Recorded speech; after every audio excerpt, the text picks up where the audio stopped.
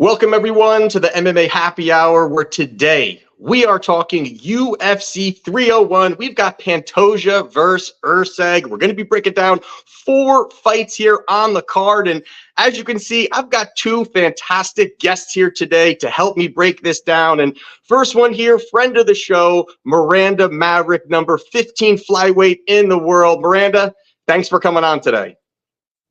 Thanks for having me. I'm excited to be here. All right, and then we also have Liam from Liam Picks Fights, a great mind when it comes to breaking down fights. Liam, thanks for also coming on today, and we're going to see if we can make some money here, man. Always a pleasure, my man. And yeah, coming off a losing week last week, but doing well on the year so far and hoping to keep the ball rolling this weekend at UFC 301. As you know, I like to stop Brazilian hate on my show, so a lot of great opportunities this weekend. Let's see if we can figure it out. Nice.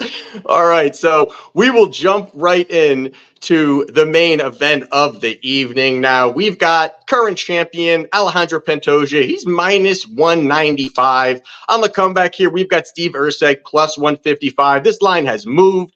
Pantoja was a bigger favorite, and we're now talking around the minus 250. It's come in a little bit here. So when you're looking at this, you got Pantoja, current champion, gonna be aggressive, high level BJJ, will move forward. You got Erceg on the other side, a well-rounded guy, fights very well behind his jab, his quick, snappy boxing, and he definitely, could be interesting to see kind of how it pans out when he's getting crashed into the pocket, where Pantoja will look to move forward. So, Miranda, ladies first here. How do you see this one playing out, and how do you think this one goes down?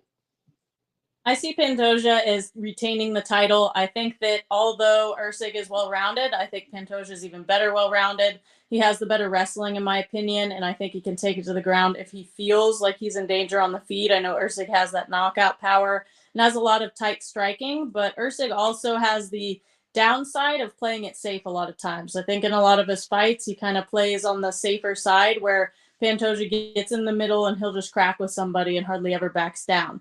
But I also think that could be a weakness for him with Erceg's power, trying to run in and just do the striking. But at the end of the day, I think Pantoja is going to have the better well-roundedness, be able to take him to the ground if he wants, and also have just a harder, more aggressive push throughout the fight and be able to control the pace. Liam, how do you think this one's going to be going down here? This is a tricky fight for me, and I'll level with you. I look at Pantoja as a guy that I've had a hard time getting right throughout his UFC run. I did bet on him the first time he fought Brandon Royval. I was proud of that bet. He went out there and smoked him. It was a pretty easy fight. But then you look back, and he kind of looked like he was slowing down towards the end of that fight. He did get the submission, but it looked like he had spent a lot of the gas that he had going for the submission at that point. So it's like he got the finish, looked great, but if that fight had got extended, how would it have looked? So I actually bet Royval in the rematch, lost some coins there. And when you're looking, that was a similar price tag, right? Same thing with Alex Perez, a guy that we just saw a fantastic win over the weekend. He was about a plus 165, plus 170 price tag against Pantoja. Pantoja's delivered in this price range a number of times. And so that makes it difficult for me to keep going back to the well. Like, let me find out again. And this guy just keeps taking my money. But on the other side of things, somebody had asked me early on in the cycle, what do you expect this betting line to be? And I kind of thought we'd see Erceg open up a plus 300, something like that. Reason being, he's not a very known commodity, right? He's only had 3 fights with the promotion. Pantoja's been here a lifetime. And, to see the line open up at, plus 250 and then to come down to a plus 165, sharps bet early and late, right? I have a feeling a lot of Pantoja money is going to come in throughout the course of the week, especially after weigh-ins, because he's a champion, because he's in Brazil, because there's going to be a lot of local support. But for me, it was an indicator that sharp early money was on the Erceg side here. I do think it's going to be a competitive fight. I think both guys can win it. But when you look at Pantoja, he takes a lot of risk, to Miranda's point. And I think that that's going to open up a lot of opportunities for craziness here. It's a flyweight division. We see these guys go out there, drop each other multiple times in title fights, get back up, keep throwing. A lot of craziness happens. And so for me, betting on somebody who's 65%, it's a tough sell for me. But I don't want to bet on Erceg at this plus 165 number. I want to wait, hope that the money comes in on Pantoja. If I can get over 2-1, it's probably going to be a dog shot for me on the Erceg side here because of that well-rounded nature of his skill set. I don't think he's like Muhammad Ali, Mike Tyson, going to go out there and knock out every opponent. But I do think he's not going to give up easy positions. I think he's going to scramble. I think he's going to move. And if he can avoid giving up the back or getting knocked out, I think he can win the fight. I think he throws more volume, and I think he's got good enough cardio to compete. So hell of a fight. I like the matchmaking, even with a guy with a little bit of shorter experience. I think Urseg's ready to compete. Yeah, for me, I mean, definitely I agree with both of you. The one thing for me, at least, is I just think there's a lot of advantages for Pantoja. And I think the physicality, I think the durability, and I think one of the biggest things, and you kind of touched on it there, was the experience. It is massive when you're looking at who Pantoja has beat, the high level contenders, title challengers, former champions. And then you look at who really, and this may be one of the lower level rises to a title shot that maybe we have seen. I mean, not to be rude about it, but 3 fights in the UFC. I mean, he ended up knocking, who was it? It was Dvorak. He beat Dvorak, who was 0-3 in the UFC run.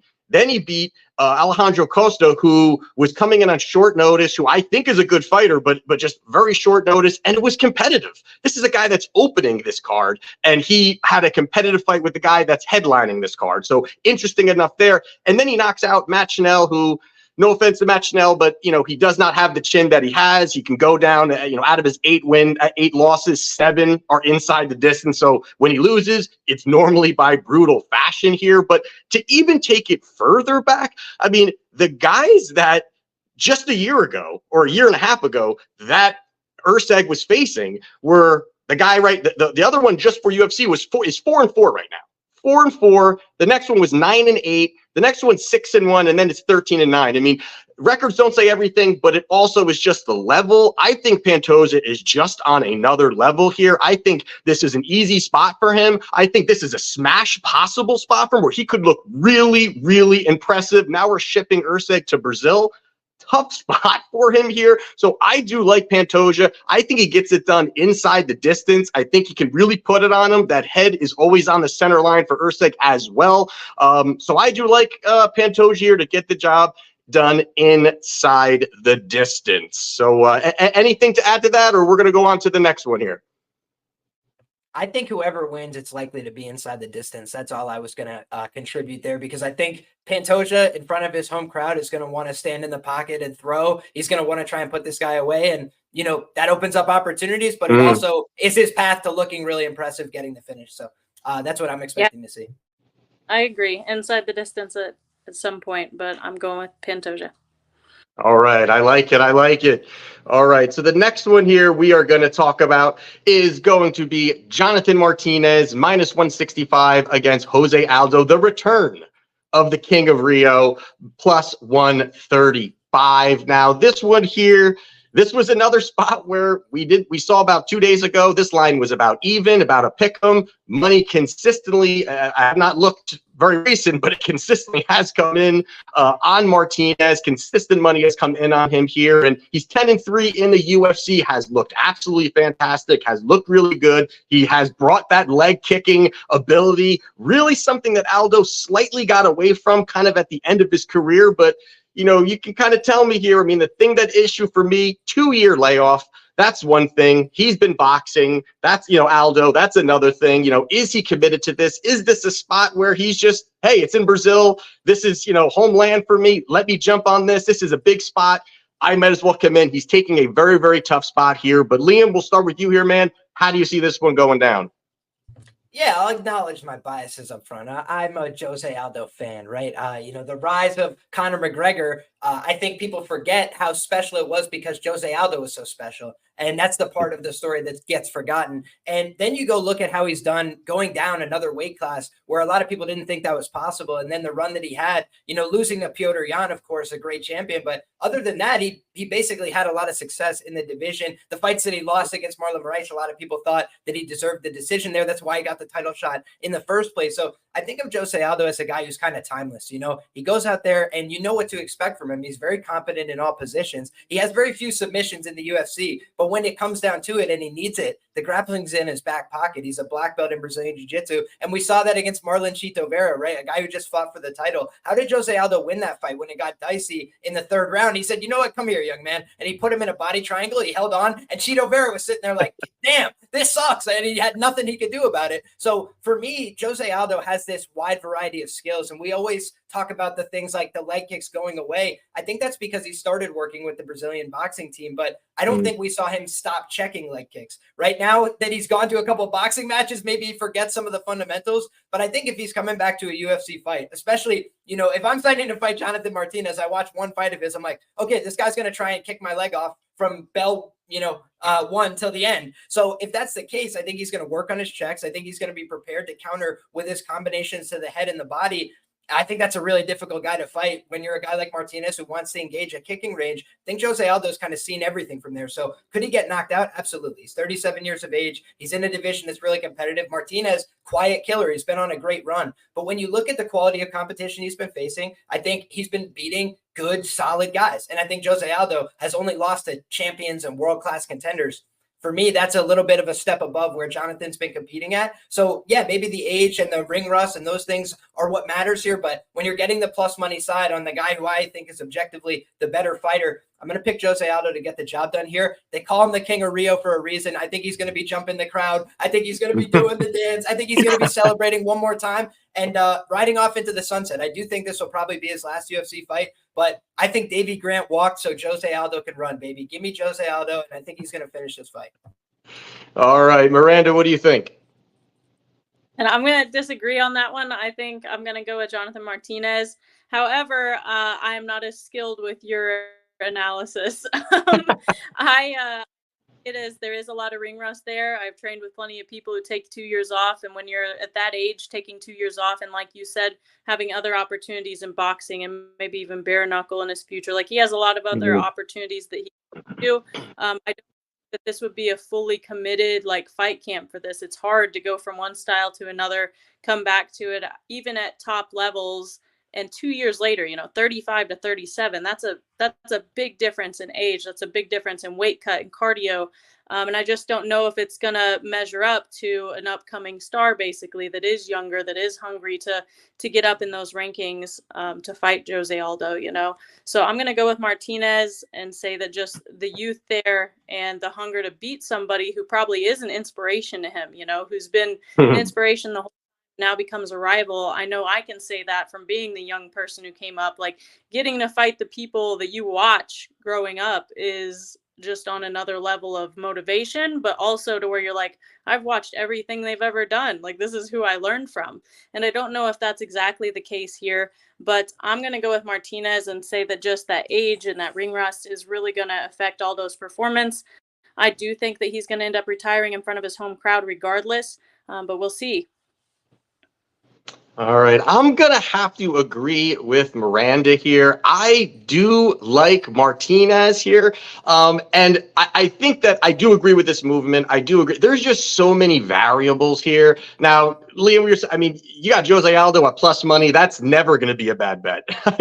Flat out, you've got him there. But it's just the time off. And to your point, Miranda, the 2 year layoff, you're talking about other opportunities, boxing. Again, he's done MMA his entire life. It doesn't just go away. But just with the timing, the skill set, the work in the gym, is he doing those things where, Martinez is 100% all in. He has looked great. He consistently gets better. The one spot where I do think this is going to go is I do think this is going to be Martinez via decision. I think that this is a spot we can get off that number. And I think Aldo is going to do enough where it's going to be competitive. I do think there's going to be competitive moments. I think this is going to be one of those ones where it's going to be 1-1 going to the third. And then it's going to be, hey, this is going to be a tough fight here. Which angle is it going to be going? Where is it going to be tilting? And that's where I do think that Martinez can kind of have that steam at the end to be able to go out there, land the leg kicks, land the big shots. He's got great level changing kicks the body, the leg, mixes it up very well. I do think that's going to be that mixing in with the youth is going to get it done. So I do like Martinez here. The via points is around plus 155, plus 160 right now. I think that's pretty good spot. So I'm going to be jumping on that for the co-main event. So with that being said, we're going to jump to the next fight on the card, and that is going to be Joe Anderson Brito minus 175 against Jack Shore plus 140. Now, this is going to be an interesting one here. We've seen a little bit of line movement going back and forth. You've got the big explosive Brito, who's got big power, can move forward, has shown a lot of explosiveness. And then the other side, you've got Jack Shore, great grappler, and he has that finishing ability. But This is now his second time moving to the flyweight division. It's going to be interesting how he has looked. Looked great against Makwan Amirkhani, but had some suspect moments in that first round. So how do you see this one going down here, Liam? And how do you think this one finishes up? Yeah, before you start, I would say I'm not going to bow in on this one because I don't know much about it. So you Fair.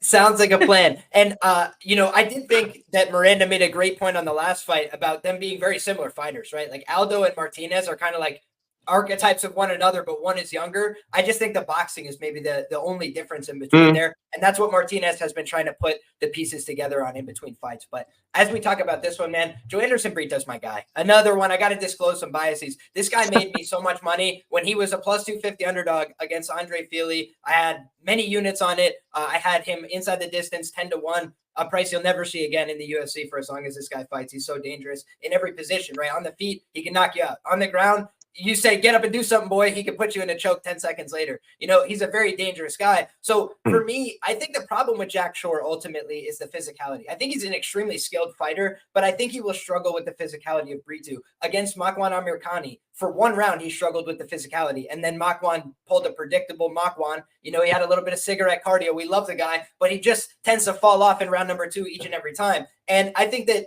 Makwan had won unanimously round 1 on all 3 judges' scorecards. So Jack Shore is actually 8-0 as a professional at featherweight, but there's a reason he went down to bantamweight, to be bigger, to be stronger, to have an advantage over these guys. And now that he's back up competing against guys a similar size to him, I think the difference in physicality is going to be evident. You look at the weigh-in photos between these two guys, one guy looks like a guy who's like, training for a jiu-jitsu match on a local circuit. And one guy looks like just like a muscled out guy. And I think that, physique isn't everything, but I think Joanderson Brito, he's shown he's got the skills, right? He can put you in a ninja choke that puts you to sleep or makes you tap, within a couple of seconds, even talented grapplers, and then he can knock guys out on the feet. I think you look at the quality of resume, it's exceptionally better on the Brito side.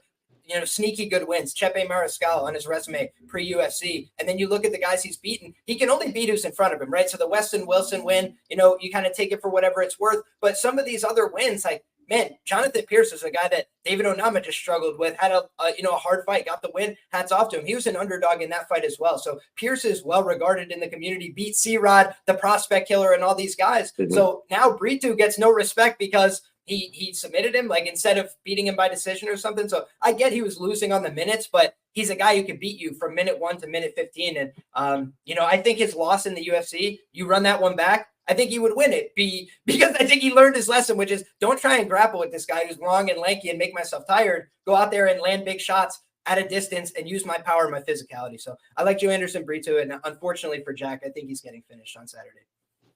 Yeah, I definitely agree with basically everything you said there. I mean, I do agree with it. I think the physicality is going to be massive here. I don't think that Shore has the frame, and it's probably, to your point, like, it's probably why he went back down. He's probably like, hey, I'm not really kind of filling in the way I want to feel, or the feeling in the cage compared to them. I want that advantage. So I think that's kind of why I think he's going to struggle with the takedowns, as well as Brito's just a hard hitter, man. I mean, at this division, to be clean out, knocking guys out says a lot. I mean, it just really says a lot about his explosiveness, his power, and all of those things where I just think Shore is a little bit sloppy, I think, in certain spots. And again, the physicality, I think, is going to allow Brito to kind of get this to the feet. And I think standing is where a lot of this is going to be on the feet. And that just, to me, really allows Brito many opportunities to land the big shot, land the damaging shot, probably have the big moments in this fight throughout where you could see some pitter-patter shots from Jack Shore, and all of a sudden he lands one big shot, and that kind of nullifies pretty much a lot of the things that Jack Shore has done. And then more to your point of some of these people that Shore has beat. I mean, he's 6-1 in the UFC, but I think it's, if I'm mistaken, but I believe the only one that he beat is or that faced is Ricky Simone. I think the rest of them aren't even in the UFC anymore. I'm pretty sure Makwan and all those guys are no longer there. So even the fact that he's kind of moved up and has this pretty record, he hasn't faced the caliber of guys, again, to your point, that Brito has faced. So I do like Brito here. Minus 170. I don't think it's a bad parlay piece, but I do like him inside the distance. It's around plus 115, roughly around there, getting off the bigger number. I do like it. Think it's a good spot for him, and I do think this could end in brutality here for Jack Shore here on Saturday night. So anything to add, Liam, or you're good? Or Miranda, if you've got wait, Miranda's got, hold on, time out. Just a little bit to add. I did see the physicality difference when I looked them up. I've just never watched either of them fight. And I know for the women especially, we cannot pick fights based on physicality of the women, right? Just because we don't have knockout power most of the time anyway. So looking at, I think Hannah Goldie's a great example, right? Everybody looks at her and goes, oh yeah, win, like her versus Polyana Viana or Jin Yu Frey against Polyana Viana, like those examples. And it's like, of course she's going to win. Look at those muscles. And it's like, that's not anything in the women's division. So for me, when I was looking, I was like, yeah, he looks big. He looks strong. He looks a lot better on the scale, like you guys mentioned. But I was like, that could mean nothing. I have no idea. So I just decided to kind of bow out of that one. But I'm glad to hear that the physicality kind of did matter in this one. And that explains why Jack Shore was kind of going up and down in the weight classes there. Right. This isn't a vanity contest, right? Yeah, and the one thing I wanted to do is give credit to Jack, because he does have good kicks. Like, he has good boxing. I just don't know that he could affect a guy like Brito. Like, Brito just seems durable and like willing to take this damage. And the Ricky Simone fight is a really concerning look for Jack, because Ricky's not known for being like a one-hitter quitter or a guy who's like knocking a lot of his opponents out. And then he was able to knock him out and then finish him on the ground. You know, it was like a formality at that point when he got to the head and arm choke. So for me, that's really dangerous against a guy like Brito, who is known for that and who is a known 145-pounder, with a lot of proven results. He's even competed as high as 155, whereas Jack did the bulk of his good work in his career, at the 135-pound class. Yeah, good points. All right, so we're teetering on that one as well. And then the last one we're going to talk about here is going to be Vitor Petrino, a big favorite here against Anthony Smith. Now, this does feel a pretty hand-picked spot for Petrino to kind of continually move him up the ranks, which obviously is also okay. He's a young guy. What is he? He's 26 years old. I mean, he's got a lot of time to really develop. They don't have to rush him, those kinds of things. But Smith is up there. He is a known guy. This is a great name for him here. How do you see this one going down? Miranda, you want to jump on this one? How do you feel this one going down? And how do you see this one finishing up? Yeah, one, I don't see this division as very stacked. Obviously, as you get in these higher weight classes for the men, they're not as stacked up. Anthony Smith's been a name that's been around in that top 10 area for a very long time, right? And you've seen him lose pretty badly and win pretty well. But I feel like he's slowly gone down as far as his talent level, I guess you'd say, with age. And I'm not sure how old Anthony Smith is. Maybe you can give me that stat real quick. But 35. I know that Vitor's... Okay, 35. So he's not super old, but pretty old, especially for that weight class, the amount of damage that they take. And I feel like Vitor's a bunch of good wins. He's had a lot of great competition. Anthony Smith, of course, has faced some really good guys as well, but it seems like when he gets to kind of that top level of competition, he never really does too well. And I feel like this is just kind of Vitor's time to shine. Liam? Yeah, I mean, if you're asking like who is going to have a better UFC career in the long term, the answer is probably Vitor Petrino, even though you know that Anthony's already made it to a title shot and stuff. You just look at the talent on the guy and the fact that he's still green, he's still quite raw, and you say, man, this guy has a lot of upward potential. But the one thing I did is I did watch a lot of tape on this right before we got on the air, because I've been a Vitor Petrino guy. He burnt me on Turkali. I had Turkali by sub because I was like, man, Turkali's clearly a better grappler. You just watch the two of them move and compete, and you're like, man, Turkali knows what he's doing. But then you see, if you guys have ever been to a grappling class, you start moving around with somebody. It doesn't matter if you know more about grappling. If they're stronger, they're better, they're moving faster. D1 wrestlers sometimes come in and they start beating up on people that are really good at jiu-jitsu just because they can control people. They know how to move around them. They're fast. They're in great shape. They're strong. They have the right attributes to succeed at grappling, which is just trying to control somebody, and put them in positions they don't want to be in. And when I look at Vitor Petrino, he came into the UFC as like a striker, right? Like a guy who's like, no, I got big power in my hands. I can knock people out. And he's kind of turned into a grappler by default, like that's the one danger for me. It's like this guy comes out there and he's trading hands with a lot of guys and starting to get wobbled a little bit and being like, yo, I don't need this in my life. Like, let me grab a hold of these guys. And he's so strong that he can do things wrong and still get on top. He can make a mistake, go to the ground, just stand back up, turn around, throw them. Like things that don't make sense and don't work for other people are going to work for this guy. He's built like that.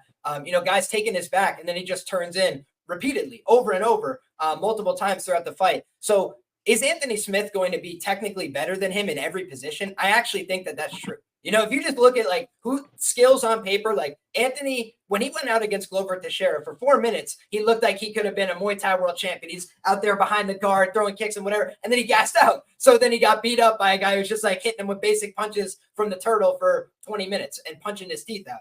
Anthony is kind of hit and miss. You never know what you're going to get from the guy. Against Ryan Spann, he came out like a house on fire. Looked great. He's beating him up, like punching him around, moving him around, cutting angles, looking good. And then he got hit with a big left hook, which is one of Petrino's favorite weapons. His eye got closed, and then he kind of shelled up the rest of the fight. It was unbelievable. They gave him that decision, but it's because Ryan Spann took no advantage of it, right? He would refuse to press that advantage the rest of the fight. So I think that Anthony has kind of had a very ugly recent set of fights, but I do think he's still motivated to get in there. I don't know why else you'd sign to fight Vitor Petrino, right? That just seems like a bad idea. Tyson Pedro just retired off this opportunity, right? But even still, I've been less impressed by Vitor than I expected to be in the rewatch, because on the night, it's like, man, this guy is just, it's going to be hard to beat him. You know that. But to go from, minus 200 or whatever range, which makes sense, to minus 500 and 600 against the better guys that he's fighting now. Because the other thing is, Anton Turkalj just went 0-4 in the UFC and got his walking papers. Thanks for playing. And that's no disrespect. That's just the way it went. Why did Vitor Petrino make him look like a great fighter? They had a war. They had a back and forth. It was a scrap. And the other thing is, I forgot about this entirely. Vitor Petrino got knocked out in that fight. He gets hit with an up kick and just drops into the guy's guard and like wakes back up and starts punching him again. The guy's tough and he's strong. But look at the Rodolfo Bellato fight on Contender Series. They set that up for Vitor Petrino to win. I hope I'm not breaking news. He had beat Bellato already. They fought already. They're like, running back again, maybe. And he almost got knocked out in that fight. So they want Vitor Petrino to be the next guy. Like they're building him accordingly. Yeah. Like you said, they're putting him in the right positions. But I don't think it's going to be this time. I think he's going to win this fight. I think he's got enough power, enough athleticism. I think he's catching Anthony enough on the decline here. But I do think the Vitor Petrino fade is coming, and I think it's going to be glorious. So if this line gets to like 5-6 to 1, I'll probably have to just hold my nose and bet Anthony Smith here. But the thing is, I just can't miss it when it comes, because Vitor is everything he's advertised as a great athlete. But in terms of the fight skills and the concerns you had coming in, he is a stiff guy. He is a little awkward on the feet. He does keep his chin right on the center line, and he relies on being a huge bricked up athlete that can take these shots. But like eventually, especially in the weight class he's in, that does not work, So I think that that bill is going to come due, but I just don't know if Anthony Smith is that guy right now. Yeah, I definitely agree there. When I first saw Petrino, go on, Miranda, go on. Sorry. I was going to say, one, like I said, like there's always a different part of Anthony Smith that comes in. We see him great. We see him terrible, like I said. And it's like, it's always hit or miss what he's going to do. And Vitor, as a young fighter, that's the only thing really going for him in terms of he does have a lot of time to still learn. He has a lot of time to improve between fights and get better. And I know that from being a young fighter, I try my best to look different every time I come into the cage, right? You don't have to be the same version of yourself, and you shouldn't be, especially in your 20s, moving on up. You should never look like the same fighter you were the last fight. And I do think Vitor has kind of shown evolution, especially in that grappling side of it, like you mentioned, but not as much evolution as you would hope to see in that weight class, right? To be the best in the world. But I do think he has a lot of potential going forward and does need to keep improving. And then I also wanted to talk towards your grappling point, because you brought it up a couple different times about like the grappling levels, like, oh, they're a black belt, or oh, they have a lot of good knowledge. And it's like you said, like that doesn't always matter at all. We always joke in the gym that once you get hit once or twice, you're not you're a brown belt, and then you get hit a couple more times, now you're a purple belt. And I fought plenty of girls who can whoop me at grappling. Like we'll grapple and I'm like, dang, I gotta defend myself and push as hard as I can, and then we'll do an MMA round and I'm like, oh, you can't do anything now.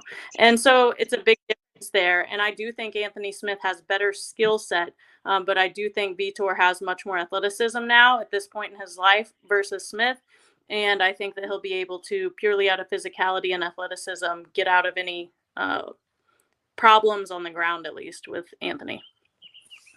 Yeah, Petrino was a guy when I first saw him, was a guy I was already looking to fade. It was a guy I thought he was a little clunky. He had power. He looked like this, statue, but did he really put it together? And then he slowly is, and maybe to your point, Miranda, maybe it's not to where he should be, but at least he just looked like a can crusher kind of guy. And now he's starting to wrestle. He's starting to change it up a little bit. He's being a little bit more patient, which I think is helping him also. He's not just, these guys aren't just dropping from one shot and they go down. And, now you got Smith, who is he durable at this point? What's his chin like? His only 2 wins since, 2021 are Ryan Spann. Being the same guy, kind of crazy, but they set that up because he's a company guy. They, give him a little win there, make him feel warm and fuzzy. And it was a good spot for him that worked. But overall, you just see him coming off this knockout from Roundtree, which was an absolute brutal knockout.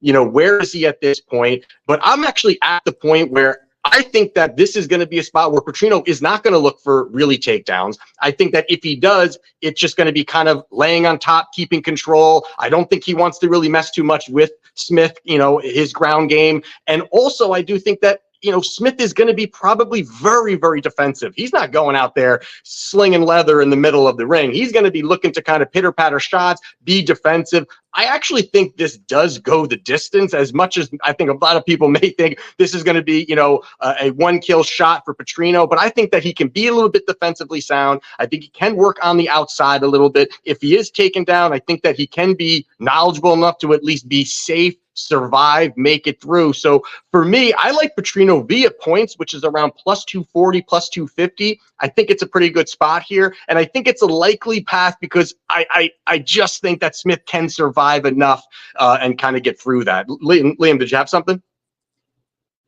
Yeah, Vitor is actually the only guy not to finish the pleasure band inside the octagon. That was the other one, yes. I think that, to your point, that is a good observation. And when you talk about what opens up a finish, it's all right, I could just get to this spot really easy. It's a great, opportunity. Do you really want to get on top of Anthony Smith? I think he could control him. But to your point, unless he's passing to the mount, I do think he could be in some danger. Anthony does throw up submissions off of his back. And Vitor hasn't shown some great sophistication on top. He normally just is on top, tries to keep the elbows and just throw a bunch of shots to the body. That's a fine way to operate, but it's not like he's out there, showing a sophisticated passing game. Most of the time when he's passing or anything like that, it's from hurting somebody, they fall to the ground, and then he starts to pass the guard. So I think that it wouldn't surprise me if even if Vitor gets on top, Smith is able to work back to his feet, but he just keeps turtle and he kind of shells up and doesn't want to take too much damage. That, unfortunately, that's been the story of a lot of recent Anthony Smith fights.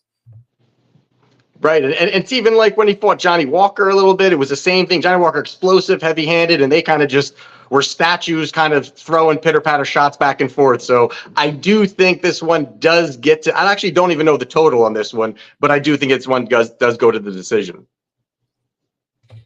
I'm not sure what the total is. I'll pull that up. If you got it for a second before we definitely getting plus money. Goes the distance is plus 200 on Bet Online. So yeah, 2-1 on the goes to decision, and I don't think it's a bad look. But I do think there is a world in which Anthony gets flatlined in the first round as well. Right. One exchange and it's all over. Oh, man. All right, guys. Well, I appreciate both of you coming on today, breaking this one down. We're going to see how we do. Feeling we got some good spots, good information as well, too. So I appreciate Miranda. Thank you for coming on. Hopefully we will see you in the cage soon, as well as Liam. Thanks for coming on. Always enjoy your knowledge and your deep analysis like myself. Sometimes I talk too much, so I don't even know when to stop. So it's good here. I got multiple guests. I can chop myself down a little bit here. But thanks for coming on. We will do this again soon. And good luck this weekend, everybody.